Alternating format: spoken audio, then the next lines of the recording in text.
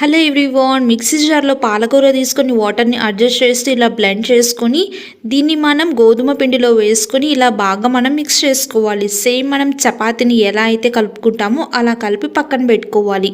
ఒక half an hour తర్వాత మనం చపాతీని ఎలాగైతే చేసుకుంటామో అలా చేసుకొని కొన్ని తెల్ల నువ్వుల్ని ఇలా యాడ్ చేసుకోవాలి. నువ్వులు వద్దనుకునే వాళ్ళు స్కిప్ చేసుకొని ఇలా ప్లెయిన్ రోటీస్ కూడా చేసుకోవచ్చు. ఇప్పుడైతే పెనం మీద కొంచెం నెయ్యిని వేసి మనం ఇలా చపాతీలాగా కాల్చుకోవటమే. చాలా చాలా టేస్టీగా ఉంటాయి. చాలా హెల్తీ రెసిపీ ఇది. లంచ్ బాక్సెస్లో కూడా మనం తీసుకెళ్ళచ్చు. ఎప్పుడు చేసుకునే చపాతీస్లా కాకుండా ఇలా ఒకసారి డిఫరెంట్గా ట్రై చేయండి. మీకు అందరికీ చాలా బాగా నచ్చుతాయి.